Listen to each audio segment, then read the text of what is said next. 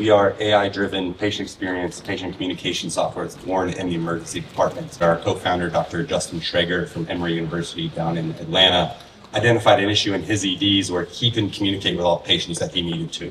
And he didn't have enough staff in the ED to do that one-to-one communication that needed to happen because there's never enough people working in the ED with everyone that needs communication. Fortunately for him, he has a brother-in-law who happens to be a startup founder and technologist and engineer by background. When he brought this issue to him, what was born was Vital Emergency. So in the emergency department, Vital lifts that black box that's really around the emergency department visit, helping people kind of understand the context of what the care process is in the ED journey. We've since grown into the inpatient space, and we act as that digital whiteboard, kind of keeping everyone on track about what the process of care is and how we get them to recovery.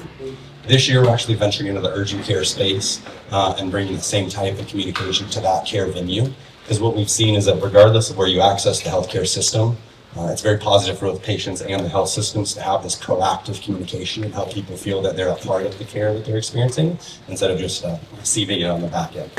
Overlaying all three of these platforms is what we call Access, which is really taking that discharge summary and distilling it down into 3 to 5 actionable steps that helps people understand, here's what I do post-care visit to now move along in the process. The way we do this, or the way we get a bunch of people into using is by being a web-based app. So the barrier to entry to get people to use a platform in that acute care setting is minimal. All they have to have is a phone that will receive text messages and access the internet. We're going to pull them into the experience, giving them things like personalized wait times, context for the visit, information about what they're experiencing in that process of care. Clinicians and health systems will use this because it sits directly on top of the EHR and does not require a change in any sort of workflow from that clinical team. So the normal charting and documentation that happens, we pull that in and then return it to patients in a format that they can understand. We also see this that they're more informed at discharge, so people understand that here are the 2 or 3 or 5 steps that I need to do when I leave this visit to make sure I don't end up back in the ED in a couple of days. The inpatient side, reduction in length of stay, which will support and help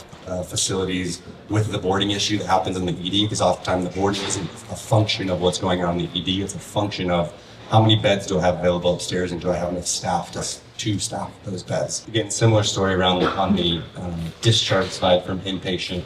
Because we're keeping patients informed about care as they go through the journey and then helping them understand here's the 2 or 3 things you need to do as you leave this visit, they're less likely to re-admit. And even regardless of they're using our inpatient products or not, simply by improving communication in the emergency department, hospitals see an impact in the inpatient setting with HREPS results. So this is my son at 7 weeks old, almost 3 years ago now, about 90 minutes post-cardiac surgery at OHSU. This was the culmination of 4 weeks of trying to get him care, multiple PCP visits, multiple feeding therapy visits, multiple trips to the emergency department trying to kind of figure out what was going on. It was also the start of about the next 6 months where he was admitted locally at least once a month with some sort of thing going on.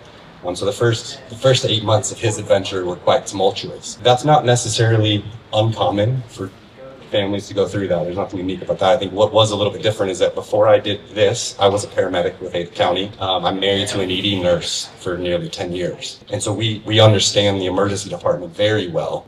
In the hospital, feel very comfortable.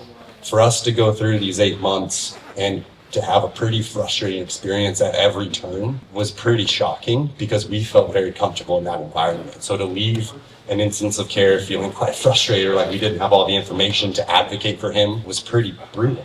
And what was really eye-opening about that is the single best experience we had during care was about the 48 hours where he was in this state at OHSU because we were one-to-one with an RN in the PICU.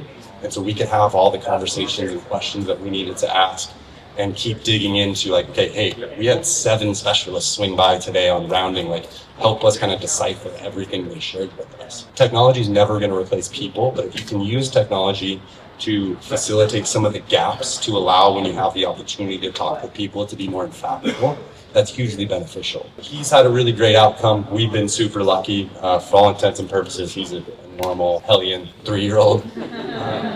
That experience really showed me that this statement isn't about post-visit surveys and data and the things you kind of gather on the back end. It's about the care process that you go through or you go through with a family member or a friend that we're all going to experience at some point in healthcare, and that we're all going to desire better communication because that's what we become accustomed to. I'm Molly Zimmer. I feel like I've met most of you at one point or another, but I lead emerging technologies at St. Luke's Health System. I also have several team members here today, so really excited. Also am co-chair of our AI Advisory Council. Hi, my name is Mike Rogozinski. I am part of the clinical team for Vital. I'm a nurse by trade. I've worked in hospital for about 20 years, up to and including a role as chief nursing officer. That's my last role in hospital. Vital actually tried to sell me their product as a chief nursing officer and stole me instead, so I'm not sure who won in that deal. Yeah, I'm Nick Sterling. I'm the Director of Clinical Innovation and Research at Vital. I'm also a ER doc practicing in South Carolina. I originally started as a software developer. Went to med school, did a dual degree NDPH degree, where we were looking at neurodegenerative disorders with some of the early, more primitive technologies, machine learning. And I subsequently met our co-founder. We were doing natural language processing research on EHR data, and I do R&D for Vital. So thanks for having me. So welcome everyone. So exciting. I'll do a really just quick intro. My name is Diane Bevan. I'm the new CEO of the Idaho Technology Council, still in my first year, but super excited to have jumped into technology at what an incredible time it is as we see innovation, making waves on a daily. But we're just going to just jump right into, we were kind of hearing, about Vital and the things that they're doing. And when we think about the impact that AI is having on patient care, what are the most promising AI applications in healthcare today, and how do you see them transforming patient care in the next 5 years? I think this goes a couple different ways. So there's technology that is being developed that is aimed at helping clinicians improve the care that they provide. There's also technology out there that's being developed that is trying to replace some of them, right? And I think that for me, it's my opinion that that can potentially go the wrong way. Administrative burden within the hospital has taken the human element out. Nurses are overwhelmed, physicians are overwhelmed with the amount of documentation and things like that they have to do. And I think that the best technologies are going to help them disemburden themselves from that administrative workload and allow them to focus on patients, which is what I think is most important. This optimizes how they practice. This allows them to make that human connection that certainly technology is going to struggle to do. So I think to answer your question in a very long-winded way, I think we need to focus on building technology that helps clinicians, building technology that helps patients, and if we keep that at the center, that's going to be what drives us forward. There has been, for quite a few years, a little bit of a pandemic in healthcare of not having enough nurses, not having enough doctors, and so having those efficiencies is great. However, they're not all technologists either, so there's that user experience and that transition, and certainly the early adopters are St. Luke's, Molly. I mean, we've been watching you guys jump in very quickly. Dovetail off what you said there. A specific technology, and it won't be a surprise to any of you who are really involved in AI in healthcare, but I would say the most impactful across the board, not just at St. Luke's, but pretty much any health system I've talked to, is the ambient scribe. The ability for, if any of you, raise your hand if you've encountered at a doctor visit. Already people are, you go in, if you haven't experienced this, ambient auto scribe, so you go into your provider typically, and this is my experience still, I'm sure your primary care physician, they want to spend time with you, they want to talk to you, get to know you face to face, that good old hands-on patient care, but often they're sitting behind a computer and they're taking notes, and they may or may not even be able to look at you depending on how that's configured. This allows the provider to actually just talk to the patient through the entire patient encounter, and then at the end kind of review the notes with the patient. It populates a templated note for the provider, and it allows them not only to save themselves a ton of, they call it pajama time, right? For pajama time, where they can actually have that time back for their family, which helps us retain providers. But they also, we've gotten tons of patient feedback that the patient actually much prefers this type of interaction, but even the note ends up more robust, more thoughtful. They can take things out that maybe they didn't want included in the note, but that's just like one of those game changers where it feels like a a win-win all the way around. Another area that I'm really seeing, I think, a lot of promise. I don't feel it's as widely adopted as ambient autoscribe, at least from contacts that I have at other health systems. But I think in quality, there's a lot of opportunity to, they do still a lot of manual work in identifying trends and figuring out how we can make just care safer for patients. So quality and patient safety is an area we've been working with a lot to see how we can help them identify what the cause is of certain things like pressure injuries and patient falls and things like that. So I think that's another area where there's a lot of promise. I agree. I think everything that we've alluded to here really come down to a problem of staff bandwidth. You know, you're just one human, you got like 5 minutes with patients. So, the thing I'm really most excited about is the ability of AI to help providers and nurses close care gaps. So those can be gaps in care quality, care safety, maybe it's preventative health, maybe it's gaps in communication, like during, staff handoff reports, that kind of thing. But it's a function of the fact that, at least from a physician perspective, we only really have 5 minutes with the patient or so. So we're pretty good at identifying why the patient's there, dealing with the acute reason why they're there, and figuring what's wrong with them and providing the correct treatment. Where things kind of fall apart is all of the peripheral findings that result from a given visit. These are things that often will require doing what's called a chart biopsy. So going back through the patient's chart, we usually look through the past 6 months to a year, but maybe there's something 5 years ago that you didn't know about during the visit. Maybe there's an abnormal CBC that is indicative of a premalignant condition. Maybe someone gets a shoulder x-ray and, up in the dense part of the radiology report, it reads out that there's a loosened area at the humeral head, which is a precancerous or potentially cancerous condition. But the ER doc says, you're fine, you have appendicitis or a shoulder fracture, that kind of stuff, and sends the patient home. Well, those things get mixed. In fact, our internal studies, as well as peer-reviewed research, indicate that about 60 to 80% of those types of findings, especially in the radiology space, go not followed up, meaning that they're never disclosed to the patient. The patient never gets follow-up regarding those types of findings. So these are low-hanging fruit that I think AI is fully capable in the immediate future of helping to close those care gaps. As we think about governance, compliance, regulations, HIPAA, right? So these are some of the things that I think that patients would want to know about. And so maybe you can touch a little bit on the crossover, the connection, the relationship between AI innovation and guidelines. Yeah, so certainly I think everything quality-wise, from AI safety to product safety and accuracy standpoint, need to be locked down from bottom to top. I think about it in terms of layers. So it's one thing to design, and I'm assuming we're talking about a clinical decision support, kind of like a co-pilot scenario. When the initial legwork gets done to deploy or design an AI that will do any kind of clinically oriented operations or diagnostic support, the first stage is usually you'll evaluate it more in a pure scientific, experimental framework with controlled variables. And so, to accomplish that, of course, you have to prototype it. You have to go through various iterations with a medical team.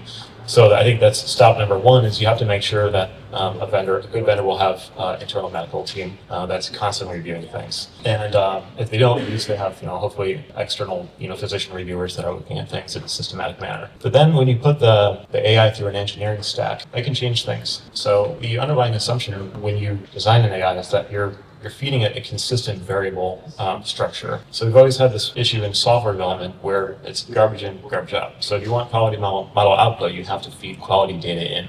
So you have to have processes in place to make sure what you believe that you are feeding the AI model is in fact what you're feeding the AI model. It's especially important in healthcare because of the risk and also because of data heterogeneities. You have to have a funnel that standardizes variables under a single uniform structure. And then in terms of something that people don't often think about is the clinical product. An AI model can be accurate, and yet the clinical product may not necessarily be safe because of context and situational considerations. So for example, let's say that you have an AI model that's extremely accurate in pulling out a relevant section of a radiology report. You put in front of a clinician, a certain finding like a pulmonary nodule is 0.5 centimeters, statistically benign. Show that to the clinician, they're like, great, this is, we don't need to deal with this, we can say it's okay. If you only provide that snippet, you might be missing the next sentence over, which says, but if there are clinical risk factors for malignancy, please obtain follow-up imaging. So you totally change the meaning. So you have to have safety at, in my mind, 3 layers: the AI model development, the engineering stack and monitoring, and then the clinical product itself. That's how we approach it.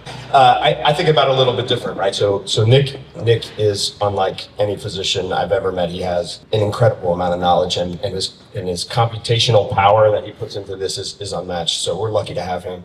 I think about it as, what do clients want to see? What do patients want to see? As a nurse, I review what we're actually showing patients through our application, and we read those things to make sure that we're not seeing hallucinations come through, so that we're not mistranslating things or under-translating things, right? So we want to make sure, number one, that's safe, and we do that to a very high degree. We very rarely have anything unsafe come through. Actually, in the year that I've been doing this with Vital, we have had 0 safety events. But that, again, just to go back to something that Nick started with, you have to have a team of clinicians who have different viewpoints to look at this. I think if you're developing something for in the hospital, have hospital people look at your product, whether as a consultant or bring them in as an internal team. I think that's important. So then when we're looking at a new vendor that has an AI component, we do kind of check a lot of the things that you guys just described, but then I think our responsibility extends then, kind of, you were talking about this earlier, then it extends into like, how are we educating the end user? How are we educating our clinicians? Or sometimes are we even educating our clinicians to use these things? Because the human in the loop is where it can all fall apart. So it's kind of fun to hear just like how these things build on each other. I will also say, like, in the absence of regulation, which we know we're not going to get, and I think that's okay. Like, we weren't going to get it quickly with the Biden administration. Now we just know we're not going to get it at all, right? So it's where we are. We know that things like HIPAA apply, and there's actually other laws also and policies, internal policies that apply to a lot of these tools. But really, I think for us, we've focused right now on developing our own internal responsible AI principles that are now forming into more of standards and policies around, like, what do we need as a system if we're bringing in a new solution? What level of transparency do we need from the vendor? What level of explainability do we need from the vendor? How are they monitoring? Are they, like, do they have a robust monitoring system, or do we have to do that ourselves, or do they share what their monitoring outputs are? Yeah, I love hearing you guys sound really buttoned up. Every vendor we have worked with is not. At first, I had to, like, convince our IT team, like, no, guys, we actually need to, like, pay close attention to these new, AI tools, because a lot of folks are like, well, it's just this new technology, it's fine, it's just like everything else. But what we're finding is if you think about it, there's an incentive for new companies right now to get everything out as quickly as they can. That's their incentive, right? And so we have to make sure that we are doing our due diligence to make sure that it's safe, because that's our number one priority. So it's been a journey. It's continuously evolving, but it's been pretty fun. Even look at social media, you're starting to see where people have to put disclaimers if it's an AI generated image and things like that. For products like ours, I don't think the patient knows. We have disclaimers within there that says, this is AI generated, there could be issues. They have to click on that to see any AI generated content. You do have to show them so that they're aware, but I mean, how many people are reading those statements? I think that's the world that we live in. I think a lot of people are just riding this wave and hoping that people like Molly are doing their due diligence to make sure that they're not giving patients access to crummy technology. I mean, that's what we have to do. The onus is going to be on the purchasers and the providers of this technology to make sure that we're informing patients to the level that they need to. I think Molly's point that she said earlier was well taken. Dig into it, ask them, be transparent about what you're creating, be transparent about your data. We are a sharing group. If you want to look at what we have to do, what we're doing, and what our impact has been even at other health systems, we're going to provide that to you. And I think that's important. We got to keep the secrets out of this. Principles that we're trying to now not just say, hey, we want to have transparent AI technology, but now we're defining, like, what does transparent mean? And it has actually been quite controversial internally, trying to determine, because it's a balance, right? Because some people might hear, especially if you're comfortable with AI and you know a lot about how it works, and the fact that it's generally often, even in medicine, more accurate than a human, even if it gets things wrong. And it will get things wrong. Sometimes you can freak people out if you say that AI is being used, and sometimes people will be like, well, awesome. I would hope that you'd be using AI to enhance, my images so that we can make sure we don't miss something.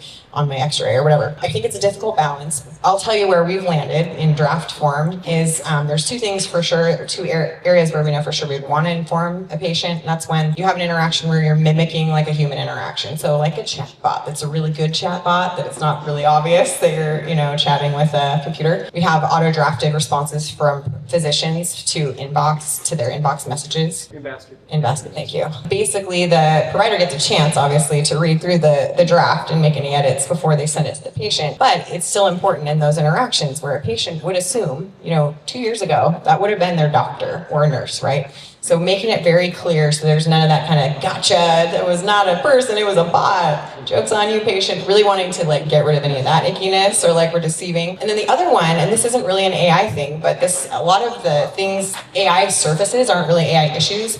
But one is that a lot of these ambient auto scribe or things with computer vision, especially predictive things like predicting a patient fall or things like that, there's some sort of monitoring or recording of the patient. That's not really an AI thing, but it's definitely, we've actually had to go back and look at our internal monitoring policies because we wouldn't be able to use ambience, for example, if we didn't change our monitoring policy. I would say that the two areas are really, if it's mimicking a person, you can think you're interacting with a person, we want to tell patients. And if there's any sort of monitoring, recording, or data that you don't know about, we want to make that really clear. Depends on who you're talking about. So for the patient experience, I think anything that's facing a patient, they need to know when they're interacting with an AI. When there's a human in the loop, I kind of see it more as an enhancement to the workflow.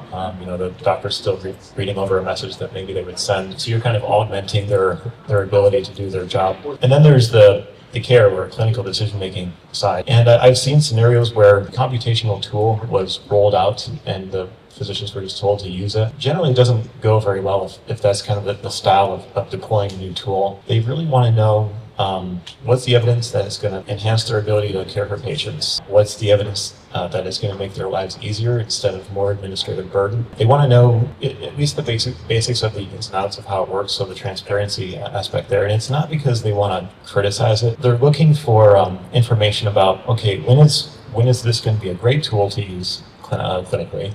In what clinical scenarios is that the case? When might its use be limited? And that's kind of what they're looking for. So I think they're probably going to apply the same mindset that they would apply to a pharmaceutical agent or a new diagnostic test. So that's kind of the lens that they're looking through. But I agree, transparency is everything. When designing technology for implementation in a healthcare setting, it is extremely important if you want buy-in from clinicians that they have to do as little as possible. So, we talked about the skepticism of physicians. I like to talk about the selfishness of nurses. Now, traditionally, we're not selfish people. We're there to help folks, but we have to be selfish about our time. And if you develop a product, that means I have to learn how to use it, and there's no real value on the back end of that, I'm not going to use it. It's just a major consideration when doing this. So for us, part of my role at the company is when we are innovating and we're starting to talk about new product, I have to say, do the nurses have to do anything? And if they say yes, I'm like, we shouldn't build this thing. If you want them to use it, it has to do something for them, right? It has to give something back to them. They're willing to learn to use gadgets or softwares that will reduce what they have to do. Even better if it's a plug-and-play solution where they don't even know it's running. It just happens in the background and disemburdens them again from those administrative duties and allows them to do what they would naturally be doing if they weren't spending their time documenting or answering questions over and over again, things like that. How are we preparing our healthcare workforce for these new innovations? And I'm sure, Molly, you already have some use case scenarios, right? Because you're kind of in that middle space of here we have these great opportunities. And because ultimately they're the ones in front of the patient answering the questions. What do healthcare organizations need to do to prepare our workforce? Our education upskilling efforts will be going more into persona-driven type of education, but right now we are really focused on our broader workforce and how do we upskill just overall. There are some people that are AI enthusiasts and they're all about it and they're probably sneaking in AI tools and we don't want them to and we gotta deal with that. But there's a lot of people too that just don't use it regularly in their life. And so how can we find sneaky ways to get them to use it? So internally we have, I guess our enterprise LLM is Microsoft Copilot because we are Microsoft Shop, so it's kind of default. And we only have 300 licenses of the fancy Copilot version. Most everybody in our organization just uses the it's not free, but like it already comes with all the millions of dollars we paid in Microsoft version. And we have found that just getting people's hands on it. So and I just have to point out, so Jason, you guys know Jason, just raise your hand. Jason and I have, we've trained over, I think it's over 3,500 now of our workforce, like either in person or virtual live. And a lot of the reason we've taken the time to go do that is getting people face to face, getting them hands on. We give them scenarios, we have them do things with the tool. Just getting people a basic understanding of generative AI and then trying it, depending on the project team that's implementing Ambience or whatever the AI tool is. Our clinical informaticists and our education teams are banding together to figure out training. We want our whole workforce to be AI literate. We want them to just have a basic understanding of these things and not be afraid. Last year, I went to Microsoft headquarters for their Global Nonprofit Leader Summit, and some of the founders of AI, were on stage talking about, like, this is still very new. You're getting into the hands of your staff. I love, Mike, what you said about if it's going to take too much time and effort to learn for nurses, they just don't have that time. But then I think about 5 years, like one of our questions was about 5 years from now. 5 years from now, there'll be something else that we're as nervous about, and AI will just be common. So I think what needs to happen in like the next 3 to 5 years to really make that normalcy in clinicians to these new innovative tools. Every EMR out there promises to, improve your workflows and all this stuff, and everybody hates them when they're new. Everybody. Epic is going to fix everything, and Epic gets there, and everybody hates Epic. And then it's that 5-year process. They haven't been using it right, and now they're using it right, and inevitably we're going to change something about it just in time for them to be liking it. Value add is what gets you buy-in from workforce. You also live and die by that workforce. If your nurses don't love it and they stop using it because they don't have to use it, it's going to die on the vine. I've seen it happen hundreds of times. I've been a part of technology rollouts at multiple hospitals, multiple different times. If the nurses hate it, they don't just hate it and not use it, they disparage it. They will tell the patients, "Oh, we don't use that. That thing sucks." So you want them to love that technology. If they do, then you're going to have to fight them to get rid of it. We talked about pajama time. I think, for the workforce, for doctors, nurses, you have to present them with the case that this tool is going to make your life way better. It's going to reduce your chance of making a medical mistake. It's going to get you home to your family sooner. There's this sense that the level of transparency that digital tools and patient portals and patient experience can provide to patients, it's a little bit scary for physicians and clinicians. The thing that physicians will need to realize is that this is actually good for them. Like, you want an informed patient, because the informed patient does better, have better outcomes, because they can actually participate in advocating for themselves to make sure that they get the care that they need. So ultimately, I think it just comes down to evidence.